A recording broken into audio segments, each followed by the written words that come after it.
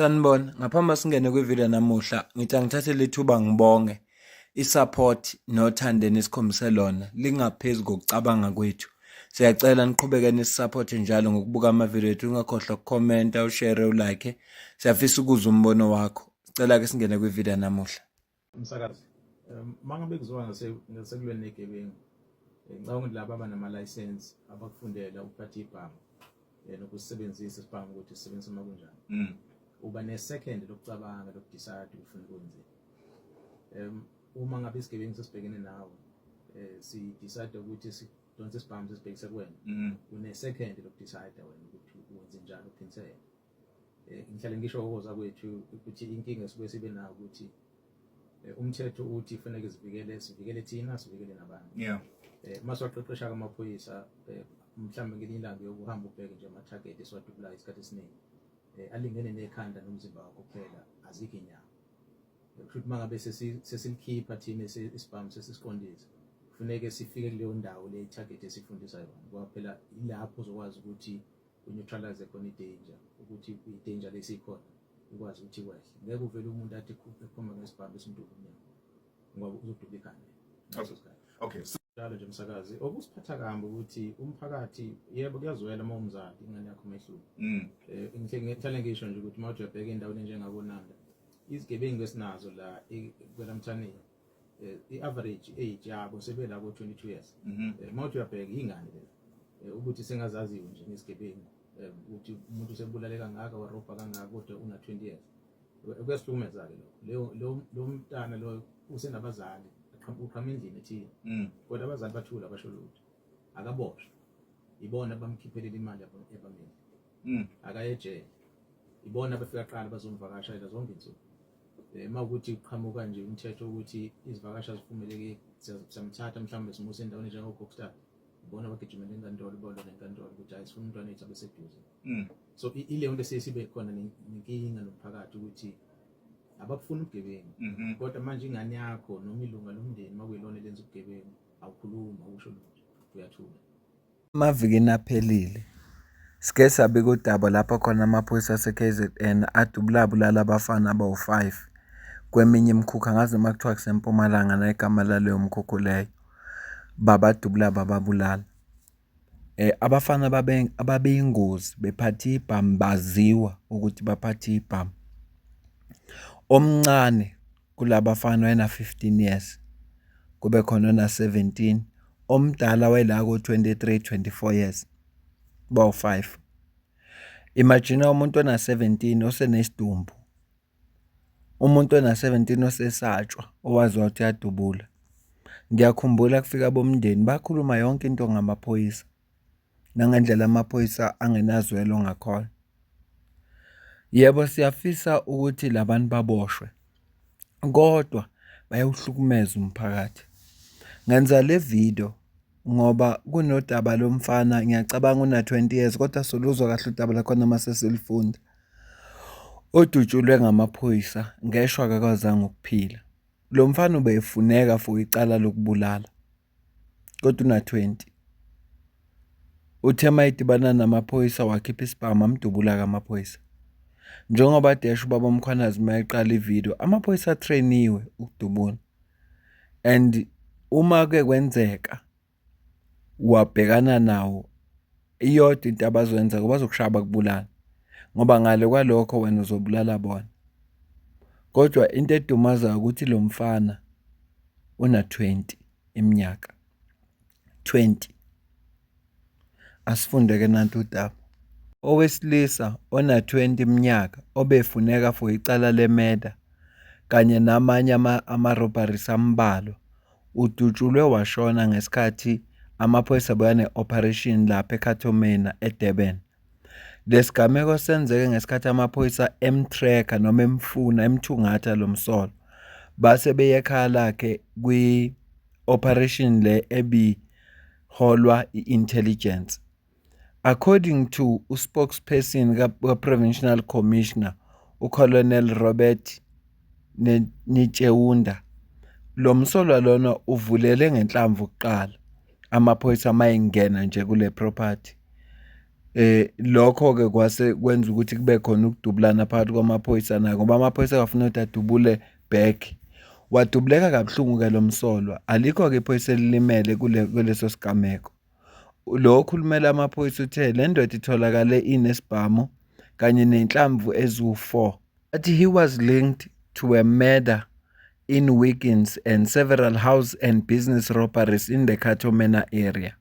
Athi the suspect had a lengthy criminal history with prior arrest for attempted murder in 2023 and possession of an unlicensed firearm in 2024. He was also previously convicted of assault with an intention to cause bodily harm. Khulunywa njalo ngumfana ona-20. Ngo-2022 bekana-18. Lo mfana ubeseqalile vele busy ena-18. Ya, usiphila kwisimo esinzima. Ngiyakhumbula uGeneral Mkhwanazi ethi for the past 5 years abantu abababophile ababalele eminyakeni o-16 ukuya ku-24 lapha nje KZN from 16 to 24 years abantu abamnyama abababophile bawu-56,000. 56,000 igenge encane eboshiwe esuka ku-16 years ukuya ku-24. Lokho ofuna ukukutshela ukuthi sinenkinga enkulu ikakhulukazi e-KZN. Inkinga ehlasele khona inkulu ngaphezu kokucabanga komuntu. Asidlulele phambili sekuyo kodwa i-KZN. Article ifundeka kanje. KwaZulu-Natal Provincial Organised Crime, Murder and Robbery Unit detectives have made a major breakthrough on Thursday, May 16 October, when they arrested a 52-year-old security company owner for alleged murder of a primary school teacher who was shot and killed on 18 February 2022 at Kwapata area. The suspect is also likely to be linked to other cases of murder, attempted murder and armed robberies, which were committed in the areas of Plesisla and Richmond from 2022. His company firearms were seized and will be subjected to a ballistic analysis. Mhlongo appeared briefly in the Pietermaritzburg Magistrates Court on Friday, 17 October and was remanded in custody. He will be in the dock again on the 30th of October where he will make a formal bid for bail. Yabona ingalo yomthetho yinde. Futhi uma bethi icala aliboli basuke beqinisile. Yabona nje uma kuthiwa icala aliboli basuke beqinisile. Buka leli cala linesikhathi eside kanjani na 3 years lenzeka. Kodwa amaphoyisa aselitholile manje. Yabona nje into afuneka ayithandazele ukuthi angaveli amanye amacala ngoba ithathiwe phela ibhamu zekhampani yakhe. Ngoba lokho kungabeka amakhampani wama-security engcupheni. Kuzokwenza ukuthi nawo aphenywe. Okuyintenhle kakhulu ngishayela ihlombe. Ngaphambi bangivala ivideo, ngicela ukukucaphunela nansi ivideo.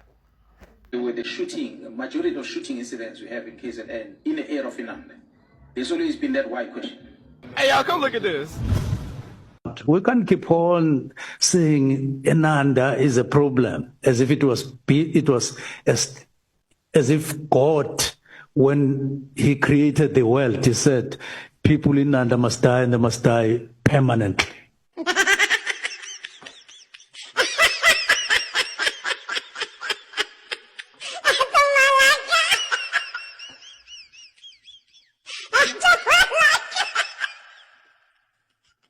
Ngicela ukuze ukuphawula kwakho la ku comment section ngizowena ukuthi ubona kanjani kulolu daba esixoxa ngalo. Futhi ngiyacabanga ukuthi ugovernment funeka ayibheke lento. Umntwana womfana is neglected eSouth Africa. Angazi noma intentionally or not, but umntwana womfana is neglected eSouth Africa.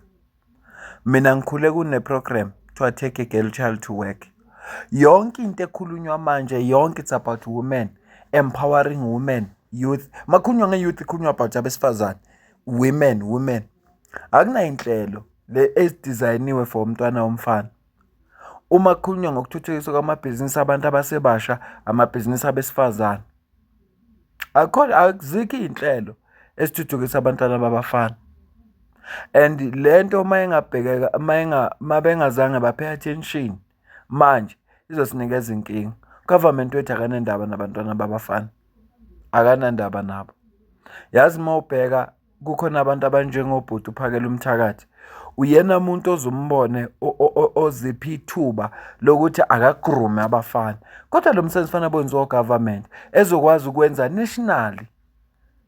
Mhlawumbe nakho lokho kungacontributor kule nkinga ekhona yokuthi azikho iy'nhlelo ezikhona from i-government zokulekelela umntwana womfana. Ithi ingoma kaBhekumuzi into omkhulu emhlabeni intombazana. Ngabe ngiyayicaphuna ingoma khona kodwa ngisabe i-copyright. So ngicela ukuzwa ukuthi labafana abancane abaphuma esikoleni beno-16 years baqale bebhema insango babamba inkunzi. Uma ngase kube khona izinto ezenziwa u-government nama-programs angakwazi ukulekelela na? Mbuzo wami loyo. Ngoba siyazi siphila esikhathini la khona ngisho ukuphusha i-trolley eShoprite kudinga umatric. Nayo leyo nto leyo kungenziwa njani ngoba abantu abangena-matric kuthiwa bayiphi? Ifana nale nto leyo yokuthi kuthiwa qasha umuntu ona-18 ukuya ku-35. Kusho ukuthi kusuka ku-36 years funa enze njani lowo muntu lowo ngoba ngeke asaqashwa. Yingakho ngithi ngicela ukuzwa ukuphawula kwakho. Mhlampe wena ungabona ngendlela ehlukile kunami. Mhlawumbe awekho ama-programs adinga ukwenziwa u-government ingakho engawenzi azobheka umntwana womfana. Mina nawe sidibane kwividiyo elandelayo ngiyabonga.